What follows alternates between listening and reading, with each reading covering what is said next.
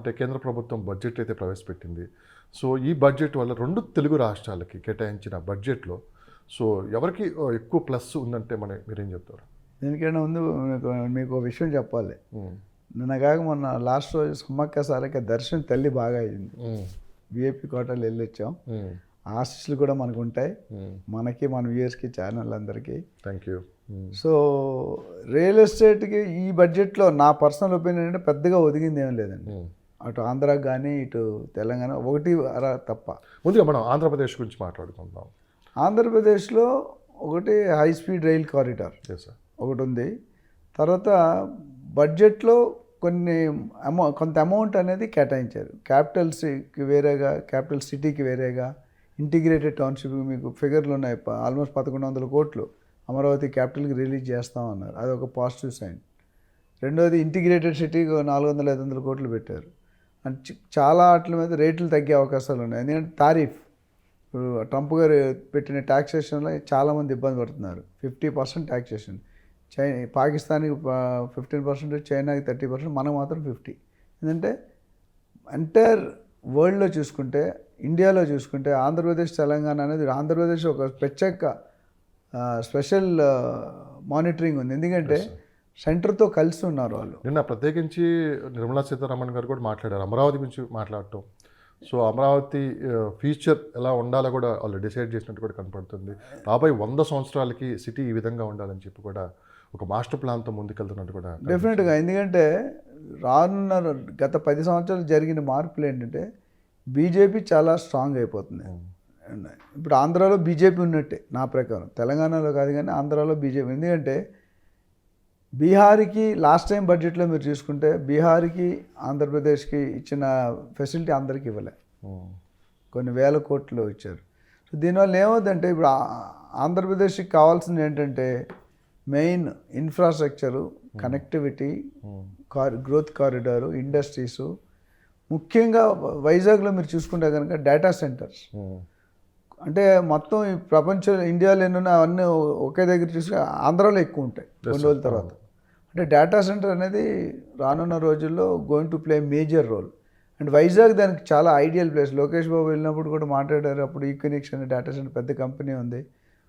చాలా పెద్ద వాళ్ళందరూ కూడా ఆంధ్రప్రదేశ్ రావడానికి ఇష్టపడుతున్నారు. ఇప్పుడు Adani, Ambani, Tesla, Microsoft, Google అందరితో కూడా సాఫ్ట్వేర్లో కానీ దిగ్గజాలు అందరితో కూడా మాట్లాడుతున్నారు. సో అది ఒక పాజిటివ్ సైన్. ఎందుకంటే ఫస్ట్ టర్మ్లో చేయడానికి పెద్ద టైం చాలలేదు. ఇదంతా ప్లానింగ్లో అయిపోయింది చంద్రబాబు గారు. సెకండ్ టర్మ్లో మనం పెద్ద మాట్లాడుకోవడానికి ఏం లేదు. థర్డ్ టర్మ్లో ప్లాన్ చాలా బాగుంది. ఇప్పుడు నిన్న నిర్మలా సీతారామన్ గారు చెప్పారు. ఇప్పుడు ఇండియాకి ప్రాబ్లం ఏంటంటే కొన్నట్లు స్టేట్లో వడ్డీ కట్టడానికి మళ్ళీ అప్పు చేసి వడ్డీ కడతాం. చక్కెర వడ్డీ ఇలా ఉంటుంది. అది అంటే మన సర్వైవల్, మనకు వచ్చిన 55 లక్షల కోట్లు కొన్ని లక్షల కోట్లు ఓన్లీ అప్పులు తీర్చడానికి వడ్డీలు కట్టడానికి. అంటే ఇప్పుడు మన ఆంధ్రాకి అంటే సెంట్రల్ గవర్నమెంట్ స్టాండ్ ఇచ్చి ఆంధ్ర గవర్నమెంటే కట్టాలి.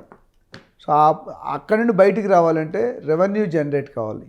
ఏ స్టేట్ గవర్నమెంట్ రన్ అవ్వాలన్నా రెవెన్యూ రావాలి. రెవెన్యూ ఎక్కడి నుండి వస్తుంది? ఇన్ఫ్రాస్ట్రక్చర్ ఉండాలి, కనెక్టివిటీ ఉండాలి, రోడ్స్ ఉండాలి. ఎయిర్పోర్ట్స్ బాగానే ఉన్నాయి మన కంపేరిటివ్ చూసుకుంటే. భోగపురం ఎయిర్పోర్ట్ వచ్చాక ఆ ఏరియా మొత్తం కుమ్ముకి వెళ్ళిపోయింది. ఇప్పుడు గుంటూరు, విజయవాడ, అమరావతి అనేది ఒక ట్రయాంగిల్ లవ్ స్టోరీ. ఎందుకంటే అది ఎప్పటికీ అన్నిటికీ తర్వాత గ్రోత్ కారిడార్ ఉంటుంది. ఏరియా చిన్నదైనా డబ్బులు మనీ బ్యాంక్ అక్కడ ఉంది బాగా. సో చంద్రబాబు గారు ఏం చేస్తారంటే ముందు చేసిన అమరావతికి గ్రోత్ ఏంటంటే అంతకుముందు హాఫ్ కంప్లీషన్ అయిన బిల్డింగ్స్ని కంప్లీట్ చేయడానికి ప్రయత్నం అది ఆల్మోస్ట్ చేస్తున్నారు. అయితే కొత్త దాంట్లో కొద్ది జాబ్ అంటే డిలే ఉన్నదన్నమాట వాస్తవం. దాన్ని కూడా వీళ్ళు పికప్ చేస్తారు. ఈ టర్మ్ అయిపోయి ఇప్పుడు ఆల్మోస్ట్ 1.5 year అయిపోయింది.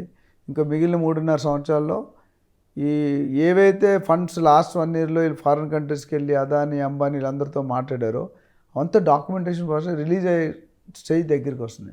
ఒక్కసారి ఫండ్స్ రిలీజ్ అయ్యాయంటే గ్రోత్, ఒకసారి ఇన్ఫ్రాస్ట్రక్చర్ స్టార్ట్ అయిందంటే ఏమవుతుంది? కనెక్టివిటీ స్టార్ట్ అయితే ఇండస్ట్రీస్ విల్ కమ్. మన పాలసీ చంద్రబాబు గారు మంచి పని ఏం చేస్తారంటే ఇండస్ట్రీ పాలసీ.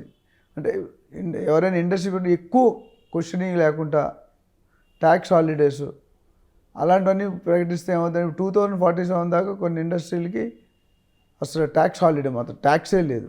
అది చాలా పెద్ద సబ్జెక్టు. 30-40% ట్యాక్స్ల కింద పోతుంది. అది మిగిలిందంటే దాన్ని ఇన్ఫ్రాస్ట్రక్చర్లో పెడతారు, ఇండస్ట్రీలో పెడతారు. ఇండస్ట్రీస్ పెడితే ఏమవుతుంది? ఎఫ్డిఐ ఫారెన్ ఫండింగ్ వస్తుంది. ఇండస్ట్రీ పెట్టిన తర్వాత ఎంప్లాయ్మెంట్ క్రియేట్ అవుతుంది. ఎంప్లాయ్మెంట్ క్రియేట్ అయితే శాలరీస్ వస్తాయి. శాలరీస్ వస్తే బయింగ్ పవర్ పెరుగుతుంది. బయింగ్ పెరిగితే జీడిపి పెరుగుతుంది. సో ఇదంతా ఒక యాక్షన్.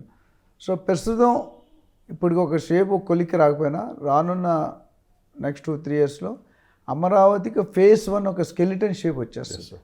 అంటే ఎవరైతే పెట్టుబడిదారులు ఇన్వెస్టర్స్ బయర్స్ ఉన్నారో వెనక్కి వెళ్ళిపోయారు కొన్ని ఏరియాలు, బట్ బెంగళూరు కానీ చెన్నై కానీ హైదరాబాద్ కానీ పక్క రాష్ట్రాలకు ఎవరైతే వెళ్ళారో వాళ్ళందరూ ఎక్కువ మంది వెళ్ళలేదు. బట్ ఆ వెళ్ళిన శాతంలో కూడా మళ్ళీ బ్యాక్ తెచ్చే పాలసీలు ప్రొసీజర్లు పెడుతున్నారు. అది పాజిటివ్ సైన్. సో దానివల్ల ఏమవుతుందంటే ఇప్పుడు ప్రతి మనిషికి ఇల్లు అనేది కావాలి. నేను చాలా వీడియోస్లో చెప్పాను, సామాన్యుడికి ఇల్లు కొనుక్కోవడం పెద్ద భారం. ఇప్పుడు హైదరాబాద్ అనేది రూల్డ్ అవుట్ అయిపోయింది. అప్ టు ఓవరాల్ కొనుక్కోవడం 177 కోట్లు సిటీలో. అంటే ఎంత అవుతుందండి? 20,000 30,000 పెట్టి కొనుక్కోలేడు హై రేజ్. అమరావతికి ఏంటంటే కొత్తగా ఉంది కాబట్టి అంత ఎక్కువ రేట్ అప్రిషియేషన్ అవ్వలేదు. ఇప్పుడు అవుతుంది. ఇప్పుడు మన క్యాపిటల్ చంద్రబాబు నాయుడు ఆయన సెకండ్ టైం సీఎం అవగానే 30,000 కాస్త 60,000 అయిపోయింది క్యాపిటల్ సీడ్ యాక్సెస్ రోడ్లో. సో అది ఒకసారి 60,000 లక్ష అయింది అనుకోండి, ఇంక ఎవడు ఆపలేడు దాన్ని. ఎగ్జాక్ట్లీ మనకు తీసుకున్నాం అంటే గత ప్రభుత్వంలో 5 సంవత్సరాలు అమరావతి అనేది పూర్తిగా నిర్లక్ష్యానికి గురైపోయింది. అవును. సో కొత్త ప్రభుత్వం వచ్చింది, చంద్రబాబు నాయుడు కళల రాజధాని అనుకోవచ్చు మనం, ప్రజల రాజధాని కూడా అది. ఈ 2 సంవత్సరాలకి మీరు అబ్జర్వ్ చేస్తే అసలు అమరావతిలో జరుగుతున్న వర్క్స్ ఏంటి, డెవలప్మెంట్స్ ఏంటి, ప్రజల్లో కూడా అసలు ఎలాంటి ఆలోచన ఉంది, అంటే అమరావతి మీద ఎలాంటి చర్చ నడుస్తుంది బయట? హిందీలో ఒక సామెత ఉంది, లక్ష్మీనారాయణ, జో దిక్తా హై ఓ బిక్తా హై. ఇవన్నీ కూడా మిడ్ స్టేజ్లో ఉన్నాయి. అంటే అటు లేదని చెప్పలేం, ఇటు ఉందని చెప్పలేం. సో ఈ సన్నాహాలు ప్రణాళికలు జరుగుతున్నాయి. ఫండ్స్ రావడానికి మ్యాక్సిమం ఎఫర్ట్స్ పెడుతున్నారు entire state government, cabinet minister కానీ అందరూ కూడా. అండ్ బయట వాళ్ళు కూడా విల్లింగ్, చంద్రబాబు గారు గురించి తెలిసిన వాళ్ళు ఎవరు పెట్టను అని అన్నారు, అని అడగాలి కానీ పెట్టడానికి ఉత్సాహంగా ముందుకు వస్తారు. ఎందుకంటే ఆయన already 3 times earlier 2 times United ఏపీకి ప్రూవ్ చేశారు, అమరావతి కొద్దిగా పెట్టారు. ఆయన అంతా మార్క్స్. మోడీ గారు కూడా ఐటీ కావాలంటే చంద్రబాబు గారిని అడుగుతారు. మీరు చూసుకోండి, మన స్టేజ్ మీద చెప్పారు ఓపెన్గా. ఆయన ఏమంటాడు, హైదరాబాద్ కానీ ఇప్పుడు మన అమరావతి ఒక షహర్ కింద చూస్తున్నాం, ఒక సిటీ, అది పెద్ద తుఫాన్ అయిపోతుంది. ఒక్కసారి ప్లానింగ్ యాక్షన్ ఇంప్లిమెంటేషన్లోకి వచ్చిందా నోబడీ కెన్ స్టాప్ దెమ్. అది రావడానికి కొద్దిగా టైం పడుతుంది వాస్తవం. ఎందుకంటే Rome is not built in 1 day, ఒక రోజులో కట్టలేరు. సో ఇక ఈ నెక్స్ట్ 5 సంవత్సరాల్లో నేను అనుకోవడం, ఎవరైతే రైతుల దగ్గర ల్యాండ్ తీసుకున్నారో వాళ్ళు ఎంత ఇబ్బంది పడ్డారో 5 సంవత్సరాలు సైకిల్ చేసి, వాళ్ళందరినీ కూడా సంతోషకరంగా చూడడానికి ఆనందిస్తున్నారు. అలాంటి స్టెప్స్ తీసుకుంటున్నారు. అది తీసుకోవడం అంటే ఫిజికల్గా వర్క్ కనిపించలేదు, మధ్యలో ఉంది. అంటే ఇన్ ది ప్రాసెస్, ఆ ప్రాసెస్లో పాజిటివ్గానే ఉన్నారు. అటు పబ్లిక్ పాజిటివ్ ఉన్నారు, గవర్నమెంట్ పాజిటివ్ ఉంది. సెంట్రల్ గవర్నమెంట్ మెయిన్ మనకి అసెట్ ఏంటంటే, సెంట్రల్ గవర్నమెంట్ మనం ఏది అడిగినా నో అనే స్టేజ్లో లేరు. అది ఏదైనా ఆ గవర్నమెంట్కి మనం ఎంత సపోర్ట్ ఇచ్చాం, అటు పవన్ కళ్యాణ్ గారు కానీ చంద్రబాబు గారు కానీ రెస్ట్ ఆఫ్ ది పీపుల్, అది మర్చిపోలేరు. సో డెఫినెట్గా మనకి నెక్స్ట్ 3.5 years ఎంత రాబట్టాలనుకుంటే అంత రాబట్టుకోవచ్చు.